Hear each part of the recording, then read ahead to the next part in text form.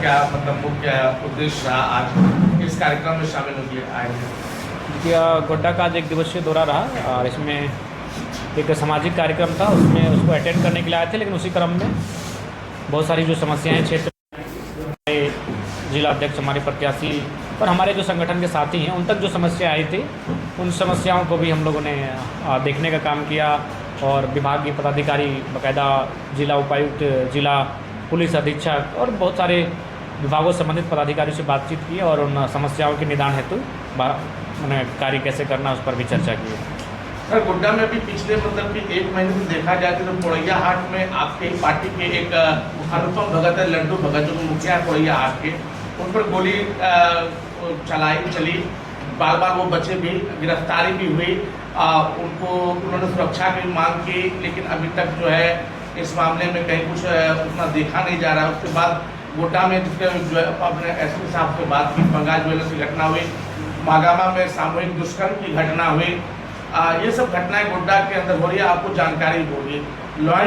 जी, यहाँ आने के बाद जानकारी मिली, अनुपम जी मिले थे और मैंने उनसे स्पष्ट कहा कि अगर 2-4 दिनों में अगर आपको सुरक्षा मुहैया नहीं कराई जाती है तो निसंदेह इस पर हम लोग एक कार्यक्रम करेंगे, प्रदर्शन करने का कार्य करेंगे। निसंदेह उनके साथ जो घटनाएं घटी उसको जानकारी गोड्डा आने के बाद पता चली। उसके बाद कई जानकारियाँ आपके माध्यम से प्राप्त हुई है और हम लोग एक जनप्रतिनिधि होने के नाते हम लोग हमेशा ये प्रयास रहता है कि भाई जो भी असामाजिक गतिविधियाँ गए उसमें हमारा स्तरीय अगर कुछ तो उस पर भी हम लोग आवाज़ को उठाते हैं। लेकिन फिलहाल विधि व्यवस्था की जवाबदेही जिला प्रशासन की है, जिला पुलिस कप्तान के नेतृत्व की जो टीम की है उनकी है। उन्हें अपना जो कार्यशैली है उसमें गतिशीलता लाने की आवश्यकता है, गंभीरता लाने की आवश्यकता है और ये ऐसा वो करेंगे तभी गोड्डा हो या झारखंड राज्य के बाकी जो हिस्से हैं जहाँ अपराध बढ़ रहा है वहाँ घटने का काम होगा। सर, पूरे राज्य में बालू का मामला जो है काफ़ी ज़्यादा गंभीर बना हुआ है। ऐसा देखा जाता है कि एनजीटी लागू होने के बावजूद भी बालू उठाव और वो देखा जा रहा है। हालांकि आपने कई तरह के प्रश्न भी विधानसभा में उठाए, उसको लेकर के कोई ठोस आपका प्रयास है क्या? जिस प्रयास तो हमारा रहेगा कि बालू की जो जितने भी घाट हैं उनको विधिवत रूप से ही सरकार उनका संचालन करे। उसमें बालू, अवैध बालू का नाम ही खत्म हो जाए, उसे विधिवत रूप से ले आए, एक तरीका लेकर आए, चाहे वो ग्राम सभा पर लेकर आए या फिर किसी अन्य टेंडर के माध्यम से लेकर आए, नीलामी के माध्यम से लेकर आए। कम से कम उसे विधिवत कर देने से क्या होगा, चूँकि बालू का संबंध आवास निर्माण से है और आवास का संबंध सीधा हुआ आवास और प्रधानमंत्री आवास से भी है। एक आम व्यक्ति की ज़रूरत जो हम लोग बचपन से सुनते आए हैं, रोटी, कुर्ता और मकान, तो बालू का संबंध मकान से है। मकान की ज़रूरत एक आम व्यक्ति, हर इंसान को है। तो ऐसे में बालू इलीगल तो होना ही नहीं चाहिए, वो लीगल होना चाहिए और सरकार को लीगल रूप में, लीगल टेंडर के साथ बालू का संचालन राज्य में करने की आवश्यकता है। इसको लेकर सरकार अगर करती है तो ठीक है, नहीं तो आगामी विधानसभा में जो मानसून सत्र चलेगा उसमें निसंदेह इस पर बातचीत होगी। सर, लगातार पेपर लीक का मामला भी झारखंड के अंदर हो रहा है। कई तरह की देखा जा रहा है कि शिक्षक बहाली को लेकर के हो रहा है, ऐसे ऐसे शिक्षक बहाल हो रहे हैं जिससे कि आज बहाली हुए सामने उसकी रिटायरमेंट हो जाती है और मैया सम्मान योजना में कहते हैं सारा पैसा उसी में जा रहा है। इस तरह की जो योजनाएं राज्य में चल रही है, जहाँ की सरकार तो अपना डंका पीट रही है, बहुत अच्छा सुशासन चल रहा है, फिर आपको क्या लगता है, क्योंकि आप विपक्ष में भी हैं और निष्पक्ष भी रहते हैं? देखिए, अब सरकार को अगर देखा जाए तो मुझे लगता है कि सरकार ज़्यादातर मोर्चे पर विफल रही है। सुरक्षा के मोर्चे पर विफल रही है, शिक्षा स्वास्थ्य के मोर्चे पर विफल रही है, रोजगार के मुद्दे पर विफल रही है। केवल मैया सम्मान योजना ही झारखंड राज्य की आर्थिक तकदीर को मजबूत नहीं करेगी, झारखंड राज्य के युवाओं के, नौजवानों के, किसानों के, महिलाओं के सपने को साकार नहीं करेगी। उसके इतर भी इस राज्य के सरकार को, राज्य की सरकार को बहुत कुछ करने की आवश्यकता है, लेकिन वहाँ वो मौन साध जाती है। इसका कारण, मूल कारण है कि वह मुख्यमंत्री इस राज्य को अपने सहयोगी के भरोसे छोड़ के बैठे हैं। आप देखते होंगे कभी आसाम, कभी दिल्ली, राज्य में ना वो समय दे रहे हैं, ना कभी वो ऐसे पहले तो जनता दरबार भी मुख्यमंत्री स्वयं आते थे, हेल्पलाइन नंबर होता था, वहाँ समस्याएं जाती थी, एक फॉरम बना होता था। अब वो फॉरम भी इस सरकार में नहीं दिख रहा है। एक फॉरम बनना चाहिए, उन्हें आकर संवाद करना चाहिए। हम तो मुख्यमंत्री जी को आज आपके माध्यम से भी और विधानसभा के सेशन के दौरान अंदर भी हम कहेंगे कि कम से कम माननीय मुख्यमंत्री को चाहिए कि महीने में या 45 दिन में एक बार किसी ज़िला में, जिस प्रकार वो अपना जेएमएम का स्थापना दिवस मनाते हैं, धनबाद के गोल्फ ग्राउंड में मनाते हैं, हजारीबाग के गांधी मैदान में मनाते हैं, सर्किट हाउस में उनके अगल बगल बैठे और वहाँ एक माइक से जनता की समस्या आएगी, दूसरी माइक से मुख्यमंत्री उस समस्या का समाधान करेंगे। ये सामना जिस दिन वो करेंगे उस दिन इस राज्य की तकदीर बेहतर होगी। इन सब चीज़ों से वो भाग रहे हैं, वो इस राज्य को अफसर के भरोसे छोड़कर बैठे हैं और अफसरों की क्या स्थिति है ये सभी जानते हैं। ये वही अफसर होते हैं जो पुरानी सरकार में भी होते हैं, वो नई सरकार में आ जाते हैं और फिर उनके एजेंट अंदर से इस राज्य को खोखला करने में लग जाते हैं। तो इसलिए मुख्यमंत्री को विजनरी लीडर होने का प्रमाण देना चाहिए और उन्हें कुछ नए तरीके से राज्य की शासन व्यवस्था को चलाना चाहिए। युवा और रोजगारी के मुद्दे में क्या कुछ बोलिए? देखिए, युवा और बेरोजगार ये दो समानुपाती शब्द बन चुके हैं। अगर युवा का नाम लेंगे तो मैक्सिमम युवा इस राज्य के बेरोजगारी का दंश झेल रहे हैं। इसका मूल कारण है हमारी जो शिक्षा पद्धति है उसमें स्किल का, उसमें तकनीकी के विषय में जानकारी होने का, वो कैसे आने वाले जीवन में अपना अर्निंग करेंगे उस पर चर्चा ही नहीं हो पाती है। तो हमें लगता है कि देश को, राज्य को भी अपनी शिक्षा पद्धति में थोड़ा सा क्रांतिकारी बदलाव करने की भी आवश्यकता है और साथ ही साथ सरकार को नए पदों के सृजन करने की आवश्यकता है। कई पद रिक्त हैं। मैंने पिछले विधानसभा में ही सवाल किया था, लगभग राज्य में 23,000 के आसपास पुलिस बल रिक्त हैं। उनकी भरपाई, अगर उनकी भरपाई होती तो ये चोरी, हत्या, इस प्रकार की जो घटनाएं घटित हो रही है इन पे अंकुश लग जाता। तो पद रिक्त है। अब सवाल है कि पदों की भरपाई सरकार कब करती है, उनकी मंशा क्या है, इस पर निर्भर करता है। क्योंकि एक विधायक होने के नाते हम लोग तो बहुत ही मजबूती के साथ विधानसभा में बातों को उठाते हैं। मैंने हमेशा उठाया है। कुल मिलाकर गोड्डा में लॉ एंड ऑर्डर पर क्या बोलेंगे सर? देखिए, गोड्डा ही नहीं, वो गिरिडीह का भी वही स्थिति है, बोकारो का भी वही स्थिति है, धनबाद का भी वही स्थिति है। जो विधि व्यवस्था इस राज्य की है, जो अपराधी और खासकर जो बड़े अपराधी हैं, छोटे अपराधी डरते हैं कि चलो भाई मुकदमे में पड़ जाएंगे, जेल चले जाएंगे। बड़े अधिकारी, जो बड़े अपराधी हैं, उनको किसी प्रकार का कोई भय नहीं है। उनको ऐसा लगता है कि शायद थाना, प्रशासन और सरकार के कुछ सहयोगी भी मैनेज हो जाते हैं। और इसी कारण है कि अगर एक घटना घटती है, उस घटना पे कार्रवाई जब नहीं होती है तो दूसरी घटना को अंजाम दे देते हैं। तो इसका मूल कारण है कि आज आम व्यक्ति का पुलिस से संबंध ठीक ठाक नहीं है, लेकिन अपराधी व्यक्ति देखिएगा, आप थाना में हाजिरी लगाने, चमकाने रोज़ कम से कम आते हैं, मिलते हैं और उनसे अच्छा रिलेशन रखते हैं। तो उस रिलेशन को बदलना होगा, प्रशासन को, पुलिस को अपना उस रिलेशन को बदलना होगा। जो माइंडसेट पब्लिक का बन रहा है, और वो बन रहा है इस कारण कि वो व्यवहार में दिख रहा है, तो उस माइंडसेट को भी बदलना होगा। सर, देहात की अधिकतर सड़कें जर्जर हो चुकी है, उस पर लगता है कि प्रशासन की नज़र नगण्य है। देखिए, हमें लगता है यह बहुत ही सवाल महत्वपूर्ण है, क्योंकि इससे पहले जो हमारा एक साल रहा, अब तो हम लोग 26 में आ चुके हैं, यानी 26-27 का बजटीय साल है।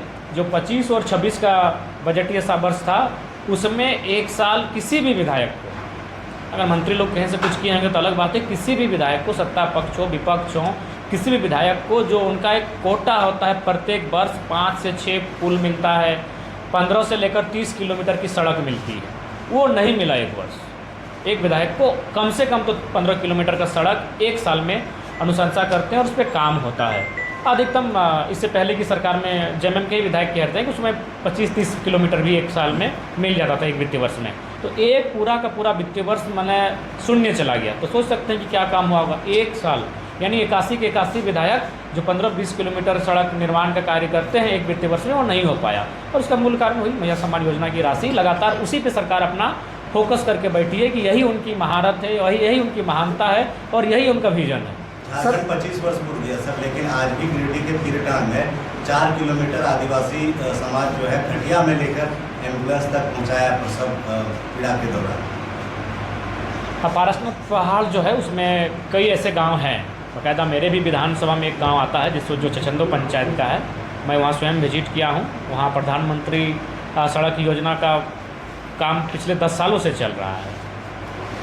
तो मैंने विभागीय अधिकारियों को भी निर्देशित दिया है कि देखिए, इतने लंबे समय से तो कोई काम नहीं चलना चाहिए। वहाँ लगभग हमें लगता है कि 500 मीटर के आसपास सड़क की आवश्यकता है। अगर वो मुख्य मार्ग से जुड़ जाएगी तो उनके आवागमन की सुविधा ठीक हो जाएगी। और बाकी हिस्सा वो गिरिडीह विधानसभा में आता है, जो कि मूल पारसनाथ पहाड़ का एक छोर है, तराई है। वहाँ आज भी हमें लगता है कि दर्जनों गाँव ऐसे हैं, छोटे छोटे गाँव, जहाँ सड़क भी नहीं है, बिजली नहीं है, पानी नहीं है, माने जो भी एक मूलभूत सुविधा होती है वो नहीं है। और कह सकते हैं कि उस विधानसभा के जो विधायक हैं वो तो मंत्री भी बने हैं, अतः उन्हें इस पर ध्यान देने की आवश्यकता है। मैं जब विधायक नहीं बना था, जब मैं किसी राजनीतिक एक्टिविटी में नहीं था, तब भी मैं उस समय कुछ गाँव में गया था, मैं विजिट किया हूँ। मैं उनको सतखटिया के नाम से एक जाना जाता है, वहाँ भी कुछ सुविधाएँ नहीं हैं। तो ऐसे में देखिए मुख्यमंत्री जी, मैं बार बार वही कहता हूँ कि वो जिस समाज से आते, कम से कम उस समाज को भी अगर वो एक रोड मैप बना लेते तो उनके साथ हम लोग, बाकी लोग का भला हो जाता। कहते हैं ना, अगर शहर में अगर कोई एक दुकान बनाता है तो उस दुकान में कोई 4 लोगों की ज़रूरत पड़ती है और उस दुकानदार के साथ साथ वो 4 लोग भी संपन्न हो जाते हैं। तो उसी प्रकार एक बहुत बड़ी आबादी है मुख्यमंत्री जिस समुदाय से आते हैं, उनकी भलाई के साथ साथ, उनके डेवलपमेंट के साथ साथ हम लोग भी लटक झटक के अपना डेवलपमेंट कर लेते हैं। लेकिन उनका विज़न वहाँ भी सुनिए। आज कई ऐसे आदिवासी परिवार हैं, हमें लगता है गाँवों की संख्या तो मैंने सैकड़ों और हज़ारों में चली जाएगी, आबादी भी हमें लगता है कि लाखों में चली जाएगी, जो आज भी मूलभूत सुविधाओं से वंचित है। और वो तो आप भी जानते हैं, अगर गुरुजी का निधन नहीं होता तो नेमरा गांव झारखंड की राजनीति के पटल में नहीं आता। किसी विधायक ने उस पर चर्चा नहीं किया सिवाय मेरे, क्योंकि हम भाई स्पष्टवादी हैं, जो कहेंगे स्पष्ट कहेंगे। मैंने भी वही कहा कि जब 10 दिनों में नेमरा गांव की तकदीर बदल सकती है तो 25 सालों में राजनीति क्यों नहीं बदली। उस गाँव में क्या था? कुछ भी नहीं था। सड़क नहीं था, बिजली नहीं था, खंबे नहीं थे, लाइट नहीं था, टावर का लोकेशन नहीं था। वो सारा मात्र 10 दिनों में, गुरुजी के निधन की तारीख से लेकर गुरुजी के दशकर्म की तारीख के बीच में जो समय आता है, उस समय में ये सारे काम हो गए। तो मुख्यमंत्री का जो पैतृक गांव है, जहां उनके माता पिता रहे हैं, जहां उनके दादाजी रहे हैं, जहां उनके पूरे माने पैतृक सारे लोग वहाँ रहे हैं, उस गाँव की ये अवस्था थी। अगर गुरुजी का निधन नहीं होता तो वो गाँव भी आज तंगहाली में होता। तो इसीलिए मैं कह रहा हूँ, अगर वो क्या कर रहे हैं, उन्हें एक रोड मैप बनाना चाहिए। उन्हें ये मैंने उन्हें तो कम से कम आकर बरहेट में 1-2 रात गुजारनी चाहिए। वो जहाँ के विधायक हैं वहाँ कम से कम 1-2 रात उन्हें गुजारनी चाहिए। हमें लगता है कि अगर बरहेट का ग्राउंड स्तर पर रिपोर्टिंग होगा तो झारखंड के 81 में अगर 10 पिछड़े विधानसभा आएंगे, उसमें बरहेट का भी नाम होगा। लेकिन कोई बोलना नहीं चाहता है, क्योंकि मुख्यमंत्री का मसला है। मुख्यमंत्री से कोई टकराना नहीं चाहता है कि पता नहीं मेरी कोई योजना काट ना दे, मुख्यमंत्री मेरे फेवरेट ठेकेदार से कहीं काम ना छिल ले। ये जो मैं विधायकों का डर बता रहा हूँ, मुझे किसी बात का डर नहीं है। यही कहते हैं कि अरे मुख्यमंत्री को बोलेंगे, हम एगो ठेकेदार के बारे में बोले रोडवा उसको देने के लिए, देंगे कि नहीं देंगे। सही बोल रहे हैं आप, ग्राउंड सर्वे कर लीजिए। बरहेट और संथाल परगना, जो मुख्यमंत्री के पिताजी जहाँ से सांसद बने, जहाँ से मुख्यमंत्री की भाभी, मुख्यमंत्री के भाई विधायक बन के जाते हैं, अगर झारखंड के 10 पिछड़े हुए विधानसभा आएंगे तो उनमें एक वो भी होगा। उनकी अर्धांगिनी को भी गांडे में 2-4 रात आकर व्यतीत करना चाहिए, उन लोगों से बातचीत करनी चाहिए, उनसे मिलना चाहिए, उनसे संवाद करना चाहिए। लेकिन वो ना समय यहाँ देते हैं। ठीक है, आप मुख्यमंत्री नो डाउट आप रांची में ही रहेंगे और रांची में आपको रहना भी चाहिए, लेकिन कम से कम 2 महीने में 3 महीने में आकर बरहेट के सुदूर ग्रामीण क्षेत्र में, खासकर संथाल परिवार के बीच उन्हें बैठना चाहिए, उनकी आर्थिक सामाजिक स्थिति का जायजा लेना चाहिए। पत्रकार सुरक्षा के बारे में क्या बोलिएगा सर? देखिए, इसको तो मैंने विधानसभा में इस बात को उठाया था कि झारखंड राज्य में पत्रकारों के सुरक्षा संबंधित कानून बनने चाहिए। उनके साथ जो घटनाएं घटित हो रही है, देखिए पत्रकार और निर्भीक होकर तभी पत्रकारिता करेंगे जब उनको भी सुरक्षा मिलेगा। जीवन सबका है, जीवन सबका है, और आज के समय में जीवन का भय हर किसी को है, क्योंकि एक इंसान का जीवन मतलब एक आसानी से ख़त्म किया जा सकता है। आज जिस प्रकार से आधुनिक युग में, जिस प्रकार से तकनीकी के साथ ये युग आगे बढ़ रहा है, इसमें सकारात्मक और नकारात्मक दोनों चीज़ें रफ्तार ले रही हैं। तो आसानी से ये साथ किसी भी पत्रकारिता, तो विधायक और सांसद को आसानी से फ्रीज किया जा सकता है। तो निस्संदेह अगर उनको सुरक्षा मिलेगी तो उनकी आवाज़ है और बुलंद होगी और वो बेहतर काम। सुरक्षा किस दृष्टि से देख सकते हैं सर, जबकि विधानसभा में ही पत्रकार को घुसने के लिए अनुमति की जरूरत पड़ गई है? नहीं, कम से कम विधानसभा में, पोस्टर और बैनर लगे, विधानसभा में तो कम से कम उन्हें आने देना चाहिए, उन्हें एक प्लेस भी मिलना चाहिए, क्योंकि विधानसभा जहाँ से राज्य के सारे नीति नियम निकलते हैं, बाहर आते हैं बन के, जहाँ राज्य के सारे विषयों पे चर्चा होती है, राज्य का पाई का हिसाब जहाँ से होता है, वहाँ पत्रकारिता का प्रोजेक्ट नहीं। मैंने वहाँ पर भी सवाल को उठाया था। JSSC पेपर में धांधली का मामला, देखिए पेपर धांधली का मामला देश और राज्य दोनों का है। इसके लिए इन्हें मुझे लगता है, मेरा मानना है कि चाइना के मॉडल से सीखना चाहिए कि वहाँ कैसे करते हैं, वो एग्ज़ाम कंडक्ट कैसे करवाते हैं।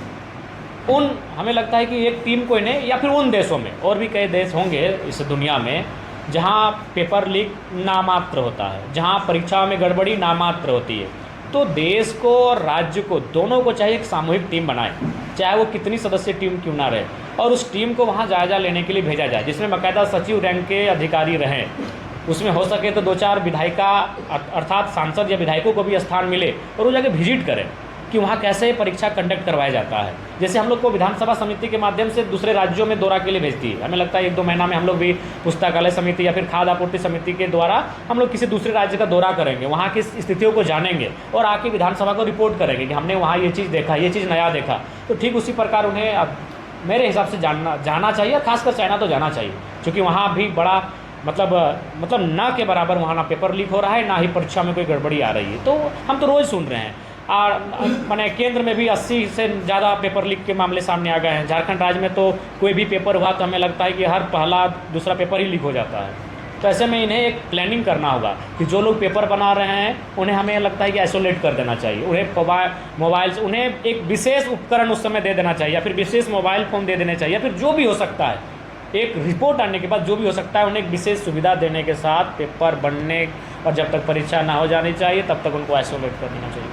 पंचायत चुनाव काफ़ी नज़दीक है सर, पंचायतों की स्थिति पूरा दयनीय है, क्या कुछ बोलिएगा सर? देखिए, पंचायत चुनाव तो खैर 2027 में होने को है। पंचायत बड़ी मुश्किल से पंचायतों को फंड मिलता है और जब तक उन्हें अच्छे से फंड नहीं मिलेगा, जब तक उनको योजनाएं नहीं मिलेंगी तो फिर पंचायत का विकास कैसे होगा। मेरा ये मानना है पंचायतों को एक सम्मानजनक राशि मिले ताकि वो जाके, चूँकि मुखिया एक ऐसे शख्स होते हैं जो गांव-गांव गली-गली को देख पाते हैं, विधायक कभी संभव नहीं है। विधायक अगर आज एक गांव में है तो उसे उस गांव में फिर आने के लिए 1 महीना इंतजार करना पड़ेगा, क्योंकि किसी भी विधानसभा में 300, 400, 500 से कम गांव है नहीं। अगर एक दिन में 2, 4, 5 गांव भी घूमता है तो 2 महीना लग जाएंगे उस गांव में फिर दोबारा आने के लिए। क्या सर पंचायत चुनाव में आपकी पार्टी जो है? निसंदेह हमारा संगठन बिल्कुल पंचायत चुनाव में भाग लेगा, लेकिन केंद्र नेतृत्व का योगदान सीधा नहीं रहेगा। पंचायत चुनाव की जिम्मेदारी और जवाबदेही हमारी जिला और प्रखंड और पंचायत की कमेटी की रहेगी, क्योंकि पंचायत चुनाव सिंबल के बिना होगा, पंचायत चुनाव राजनीतिक पार्टी के मोहर के बिना होगा। तो ऐसी परिस्थितियों में 2-3 लोग आपके ही चुनाव में उतर जाएंगे, उन्हें समन्वय बनाना होगा, किसी को बैठाना होगा, किसी को खड़ा करना होगा, बहुत सारी समस्याओं का सामना करना होगा। तो ऐसे में केंद्र नेतृत्व वहाँ डायरेक्ट आने से बचेगा। क्या पंचायत चुनाव में युवाओं की अपनी उम्मीदवारी जतानी चाहिए? बिल्कुल जतानी चाहिए, बिल्कुल जतानी चाहिए, क्यों नहीं। आज एक युवा हैं, राज्य में आए हैं तो राज्य की राजनीति को आज सोचने के नज़रिए को बदल के रख दिए हैं। अधिकतर वित्त मंत्री के बारे में क्या कहें? देखिए, ये तो वित्त मंत्री जी का निजी मामला है, लेकिन जहाँ तक मेरी सूझबूझ है और मेरी समझ है कि महागठबंधन में बड़े भाई और छोटे भाई में सब कुछ ठीक नहीं है, उनमें आपसी समन्वय का अभाव है। और बिल्कुल हमें तो जितने भी मंत्री हैं उन मंत्रियों में सबसे सूझबूझ वाले मंत्री राधाकृष्ण किशोर जी हैं, सबसे अनुभवी, सबसे सटीक बात करने वाले, इधर उधर की बात ना करने वाले, मैंने जानकारी समझ संसदीय कार्य प्रणाली की परख रखने वाले मंत्री हैं। और उस मंत्री के साथ अगर इस प्रकार की व्यवहार हो रही है और ये सच्चाई भी है। अभी फ़िलहाल वर्तमान सरकार में, जैसा सूचना नहीं मेरा अनुभव है, मैं भी एक मंत्री के पास गया था, उनसे एक काम था, उन्होंने उपायुक्त को फ़ोन किया और उस काम को ना करने के लिए कहा। अगले शाम को उपायुक्त ने उस काम को कर दिया, क्योंकि वो मंत्री कांग्रेस के थे। तो ये तो है कि अब कांग्रेस के मंत्रियों को और विधायकों को महागठबंधन की सरकार में सम्मान, गठबंधन वाला सम्मान नहीं मिल रहा है। अधिकतर आयुष्मान आरोग्य मंदिर में चिकित्सक की कमी है देहाती क्षेत्र में, जहाँ पर कि हॉस्पिटल बनने के बाद भी सुविधा नहीं मिलती है। जी, बहुत सारे अस्पताल इस बार के विधानसभा के सेशन में इन बातों को हम लोग लेकर आएंगे। सभी को धन्यवाद, काफ़ी दूर हम लोग को भी। विधायक जयराम महतो गोड्डा पहुँचे और किसी कार्यक्रम में, कैसा रहा आज का कार्यक्रम? पार्टी कितना मजबूत महसूस कर पा रही है? ये जो है उनके समाज का एक कार्यक्रम था, पूर्वी विकास मोर्चा की तरफ से, तो वहाँ ये इस कार्यक्रम में शरीक हुए। जो उनकी संस्कृति है, परंपरा है, उसके बारे में वहाँ वो गए, शब्द बोले, रखे, और ये समाज कैसे मजबूत हो। और वो जो विकास मोर्चा है वो जो डिमांड करता रहा है पूर्वी समाज के उत्थान के लिए और एसटी दर्जा में जगह पाने के लिए, उस विषय पे भी चर्चा हुई। साथ ही साथ SIR पे भी चर्चा हुई। अपनी भाषा को प्रमुखता से रखना है और जनगणना में भागीदारी लेना है। यानी पार्टी कार्यक्रम? हाँ, ये सामाजिक कार्यक्रम था, लेकिन उसी क्रम में जो है हम लोगों ने होम्योपैथिक कॉलेज है जो इसका दौरा किया। हाँ, राज्य का जो पहला एकमात्र कॉलेज है परस्पानी, वहाँ भी हम लोग गए। और वहाँ पर जो है जो व्यवस्था है वो हम लोगों ने देखा। वहाँ के विद्यार्थियों ने जिनको रोका और उसके साथ जब हम लोग गए तो निश्चित रूप से वहाँ पर जो है ये वहाँ पर डॉक्टर इरफान अंसारी से भी इन्होंने बात की है, सेक्रेटरी से भी बात की। उनके साथ जो खाने पीने की व्यवस्था है, पेयजल की व्यवस्था है, वहाँ मोटर ख़राब था, वहाँ शैक्षणिक व्यवस्था लचर है, टीचर्स नहीं है, सब बिंदुओं पर उन्होंने प्रमुखता से बात रखी और इन्होंने यहाँ के डीसी से भी बात किया, डीसी के संज्ञान में दिया। डीसी महोदय ने बोला है कि मैं एक महीने में वहाँ जाऊँगा और जो भी हमसे हो सके मैं इस बात को समझूंगा और जो हमसे हो सकेगा मैं करूँगा। और वो जो परस्पानी से जोड़ने वाला जो रास्ता है उसका भी निविदा हो चुका है, संविदा उसका जो है किसी को मिला है, तो उस पर भी वो ठीक ढंग से काम हो कि वो जो कॉलेज है अपने गौरवपूर्ण जो है वो उसका गौरव जो है वो लौटे। चलिए धन्यवाद।